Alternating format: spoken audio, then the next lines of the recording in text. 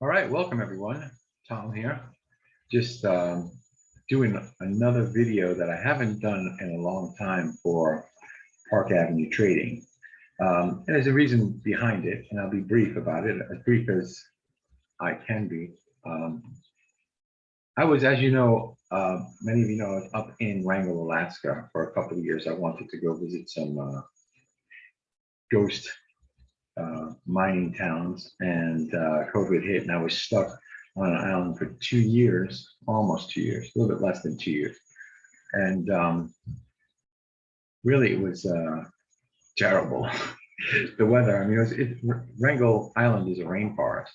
So it's in Southeast Alaska. You can Google it, you can find it. It's a small little island. It was actually the gateway for the gold rush back in the late 1800s. And people would stop in Wrangell and go up the Stickeen River and up into the Yukon to find their fortune.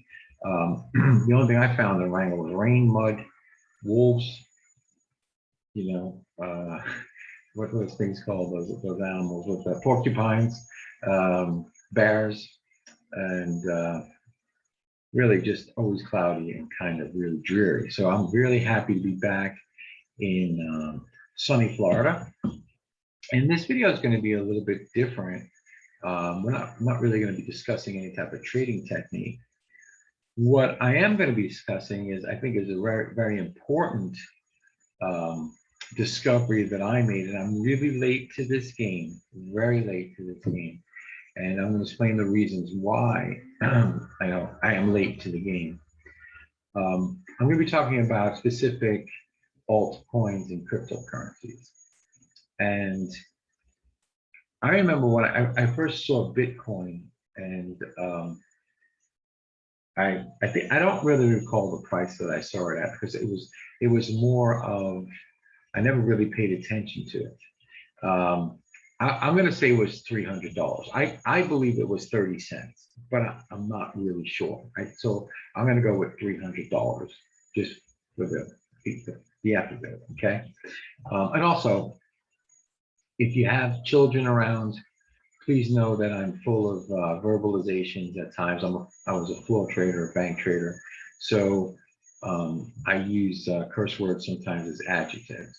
And I don't mean to, it's just part of my persona. Um, so this is not really for kids to hang out and listen to, okay? It's for adults. And now that I got that, off my fucking mind, we can move forward, right? So anyway, when I first saw Bitcoin, I was saying it was around $300. I remember speaking to a good friend of mine in a cigar shop we were hanging out with. And, the first thought that came to my mind was, it's the biggest scam that I've ever seen. And biggest Ponzi thing I've ever seen. And I was sitting there because, you gotta understand where I'm coming from. I'm not here to disparage the whole cryptocurrency thing. At the time, I worked at major commercial banks in New York, and we were part of the G7, Grand Seven. And I never thought in a million years that the G7 would allow a cryptocurrency or any type of digital currency. So it's going to be impossible. They're going to wait till they get everybody fully invested, and they're just going to say, sorry, they're going to legislate this out of business, and everybody's going to lose all their money like a Ponzi scheme. Now, what led also added to that was, when I first learned what Bitcoin was, it was an interesting concept.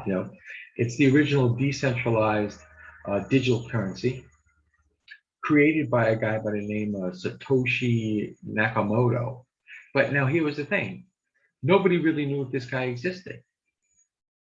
So I'm saying to myself, how could I invest in anything if you don't even know that the guy exists? Nobody knows who this guy is, or if it is a guy or girl, or I don't know, an alien from someplace that came up with this idea. Now, the idea was that, it's a payment system based on cryptographic proof.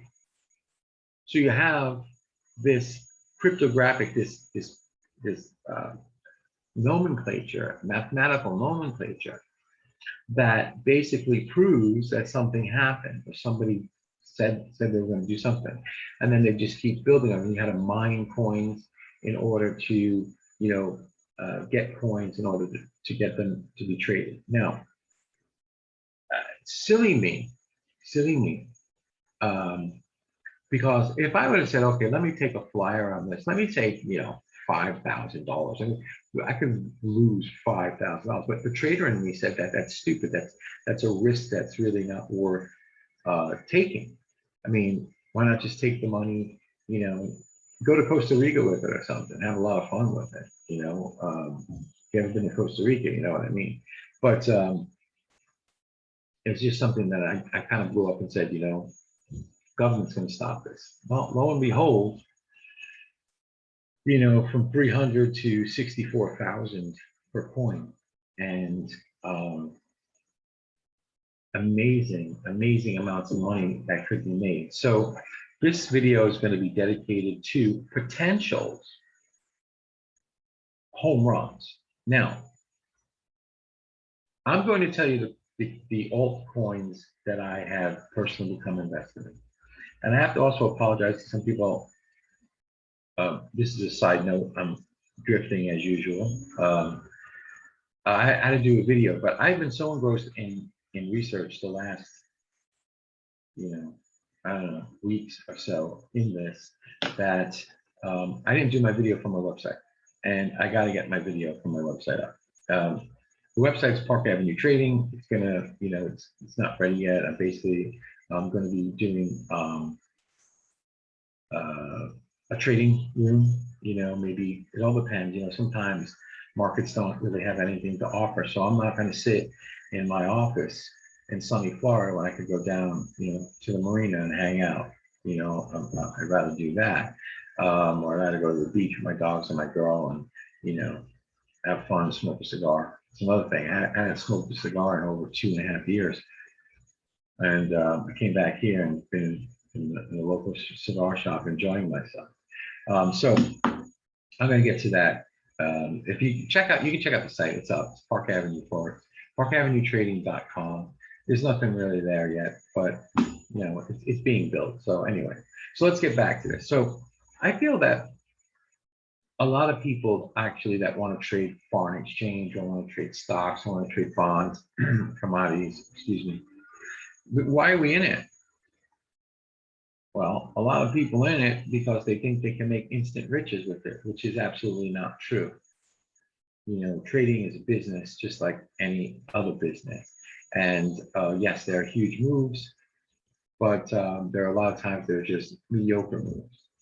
But this one area in altcoins is a potential to be just one of those astronomical moves that you've all been looking for to make the money that you need to survive, or to need to really thrive and survive. So there's a potential here to make, millions of dollars. Some people are going to make billions of dollars. This is going to be this new area is going to be the new creations of the next, Bill Gates and Jeff Bezos, and this is really the area that a lot of people for wealth generation should be looking at. Now, I am not an expert in this field at all, and I am not giving you any investment advice at all. I'm just telling you what I think are pretty cool altcoins that have potential to make a lot of money. Now, that doesn't mean it's going to work. Okay, so you need to do your due diligence. You need to look at this stuff. You need to go find some other altcoins, and you need to again do your homework and find out if this is truly something that you have, one, the capital to invest in. What I call fuck you money. It's like, you can put $4 grand, $3 grand, $5 grand, even $300, $200, whatever you have that you don't have to worry about. Like if it goes to zero, you're not going to be sitting at the dinner table trying to explain to your wife why you can't pay the mortgage or the rent, or you can't buy the food. You can't trade with money that you need to survive. You need to have, FU money. You need the money that, okay, especially in this arena. Now, why? Because I'm talking about something, one, like I just said, honestly, I'm a novice, I'm a neophyte in. Um, and two, there's not a lot of data, there's not a lot of historical data to really trade technically on these things. So, some of these things were just launched last year. There's not much data to them. So with that being said, let's go over some terms that I think very, very important for people to understand, right? So we all kind of know what what Bitcoin is, right? What we said is the original decentralized digital currency created by a guy we don't even know if he exists or not, by Satoshi Nakamoto or something like that. I don't know what the guy's name, but it's an electronic payment system that's based on cryptographic proof evidence instead of trust. So the next thing we have to ask is, well, what's this blockchain thing? Like is Bitcoin blockchain? It's part of the blockchain, okay? But what blockchain is, it's a specific type of database, and it stores data in blocks, and then the data is chained together. Now, the one thing that is really important about blockchain is that it cannot be altered. So once it's in the blockchain, it's in the blockchain, and things are secured inside the blockchain. So you can't change it. You can't bend it, in the future to make it something that it isn't. It's there, it's done. That's very important because with blockchain technology, you can do anything with it. So it's not there yet, but it's morphing into like being able to buy, real estate through blockchain. You don't need a real estate broker if you're going to do everything on blockchain because all the evidence is there. You don't need car salesman anymore. You don't need any middleman. You don't need a broker. You don't need it. It's all done on the blockchain. So it has potential to really alter our world as we know it. It's kind of like how electricity changed the world in like 76 or something like that, when Thomas Edison invented the light bulb. We could bring this light, this energy into people's homes. It, took some time, but it changed everything. Now, the other, paradigm shift in the history of the world was the printing press. Okay, that was the first major paradigm shift, and the printing press basically gave the masses the ability to share ideas. So you no longer had to listen to the head of the fiefdom anymore, who was he or she was telling you what to do. You basically could share ideas and learn and make your own intelligent decisions, which is very rare these days anyway. But so I believe, and the evidence is proving that we're moving forward and very quickly, that this new technology, this new blockchain and altcoins are going to be the rave of the future. And they're going to make multimillionaires if you choose the right ones. And in no way am I saying the ones that I'm going to talk about are, the ultimate, the right ones. Okay, I got the good old sterling yen up because I'm an old forex trader and I've been watching sterling yen. But so I'm going to go over a couple of other things with you. I'm just going to pause this for a second, come back. I need a water, and we'll continue. Okay, so got my good old bottle of water. So the first thing I need to discuss, and again, this is primarily more for myself to see if I really know what the fuck I'm doing with this stuff. But I want to go over and discuss like what exactly are altcoins. Well, you're saying altcoins, Tom? What I thought there was Bitcoin, and then there's Dogecoin, and that one I would be very careful with. Dogecoin. I mean, I'm not saying it's not going higher, but there's nothing behind it. It's all smoke and mirrors. From even the people that came up with Dogecoin, they abandoned their project, so there's nothing really there. But like I said, I'm not saying it's not going higher. I just wouldn't. I'm not. I'm taking the old Bitcoin approach that I took in the beginning that cost me, millions of dollars. So anyway, so altcoins are an alternative to Bitcoin. Altcoins are built on blockchain technology that actually spawned Bitcoin, right? So it's the same type of blockchain technology. This technology is supporting more ways of transacting business and transferring assets. The most important thing that you need to know about an altcoin is that they're not really cryptocurrencies per se, not in the traditional sense. What an altcoin is that you're investing in a blockchain program. So it's kind of like investing in software. So when you buy an altcoin, you're buying into the idea of that program. Will that program be beneficial to the masses? So it's not like you're buying, sterling against the yen or, like a fiat currency against another currency.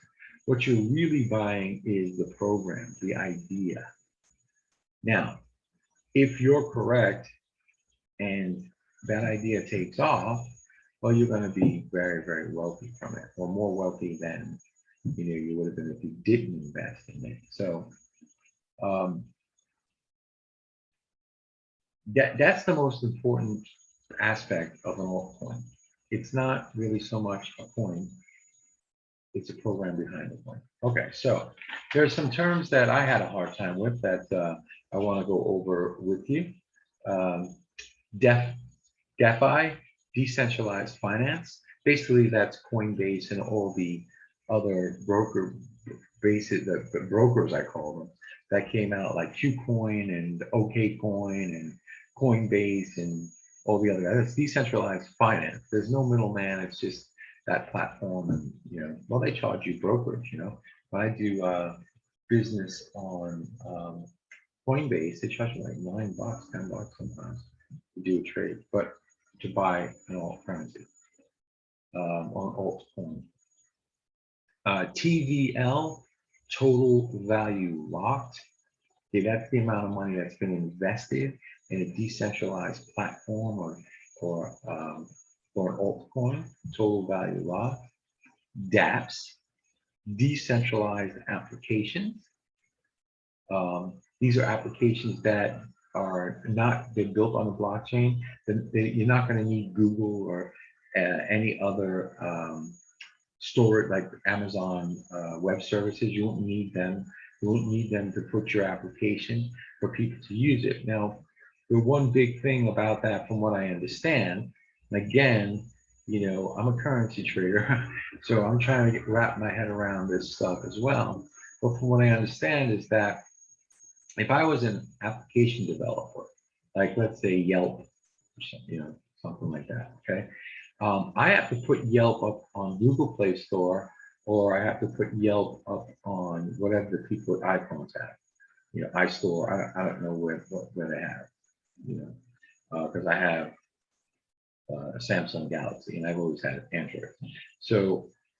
But when the application developer does that, he doesn't really control his data anymore. Who controls it? Google and iPhone control it. So they actually get to see who's using your application, what they're using it for, and then guess what they do? They advertise to you to sell you more stuff. They get to know all about you. And I actually think they listen in, because I'll say certain things just for the fun of it. And next thing I know, an ad pops up on my phone for something that I just said about 3 hours ago that I really had no need for. You could test that out. It's pretty interesting. So Siri is always listening and Bixby is always listening. So just don't say anything kind of kooky. You don't want any strange ads popping up, for something that you might get embarrassed about. So anyway, an API, application program interfaces, all right. NFT, non-fungible tokens. Okay, this one was really from left field for me. Non-fungible token. What the hell is a non-fungible token? Basically, they're tokens that exist on a blockchain that can't be replicated. So like artwork.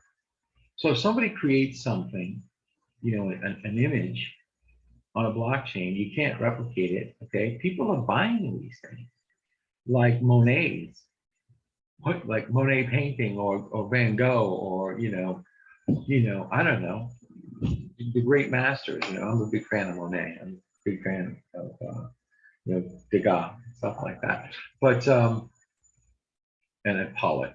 I like that. If anybody wants to send me a Jack Pollock, that's fine. But it's a vehicle to digitally represent physical assets like real estate and artwork. Okay. Much of the current market for non-fungible tokens is centered around collectibles such as digital artwork, sports cards, and rarities. The most hyped up space is the National Basketball Association Top Shot. The non-fungible tokenized NBA moments in a digital card form that become, they're selling for thousands of dollars. Wow, pretty crazy stuff. So that's my little, fundamental, the elemental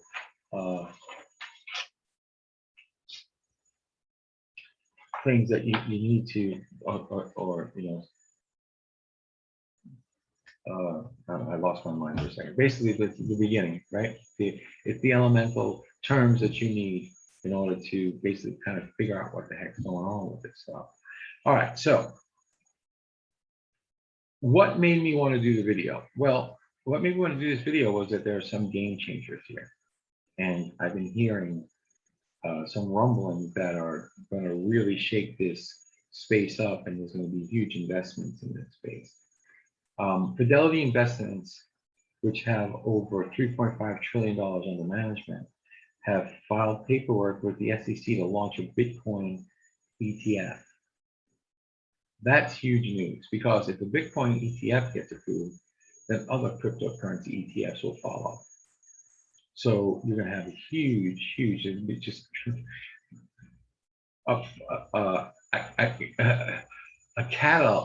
cataract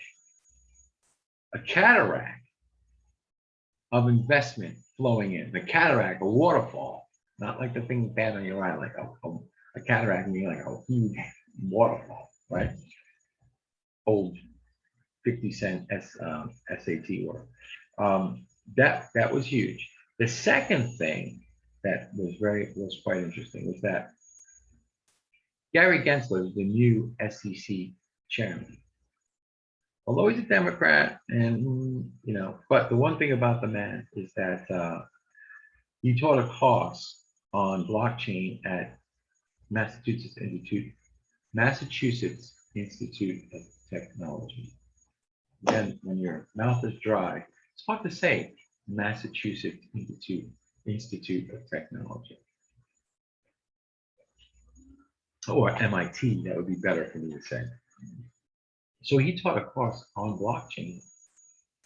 So he understands the technology and the applications very, very well. That's huge for crypto. Because if you had some dude, any other SEC chairman, basically just an old banker that, knows the old ways, doesn't know anything about what's going on, they're going to be opposed to anything with altcoins and blockchain. This guy should be pretty much open to that. DeFi, decentralized finance, hit 100 billion in TVL, total lock value. So the next bunch of cryptos that I'm going to talk about are a way that I believe that you can increase your wealth. This is me. I'm not telling you to buy any of these things. Matter of fact, don't buy them. Listen to what I have to say. Do something else, or I'm just telling you. I'm not trying to get you to invest in any of this stuff.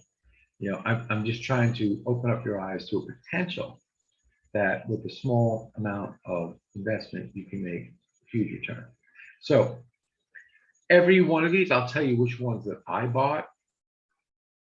And this way, you know, I'm not trying to be biased anyway, but these are the ones that I liked and I thought had really huge potential.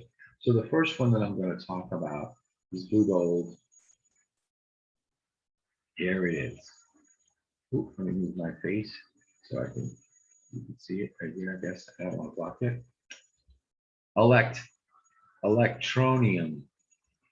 Electroneum. What a name. So what is Electroneum? Okay.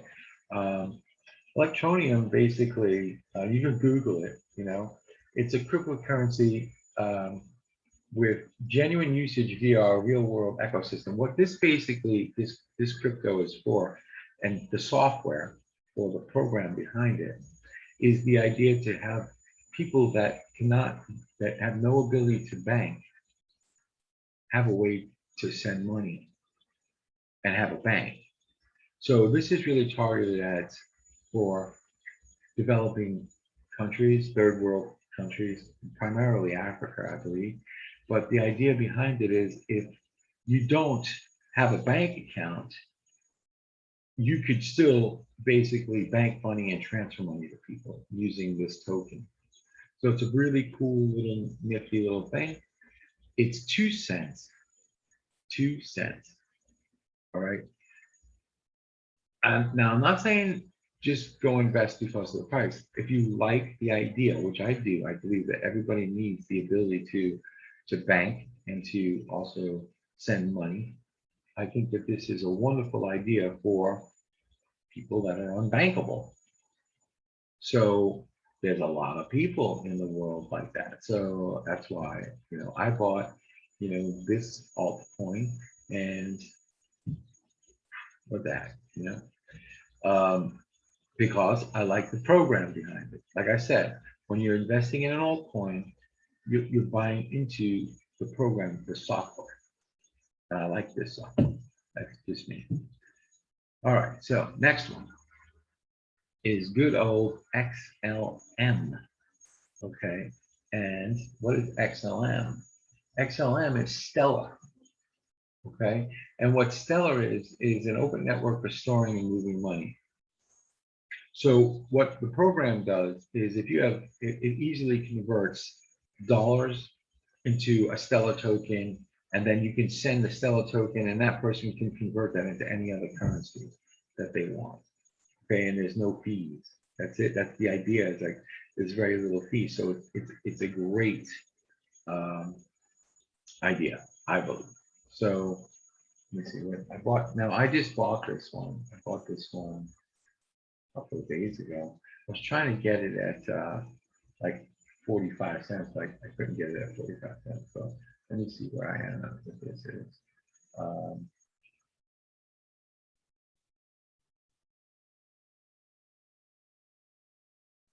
Yeah, I actually bought it at right here, probably. Usually I bought it at 51 cents. Okay. All right. So next one that I was interested in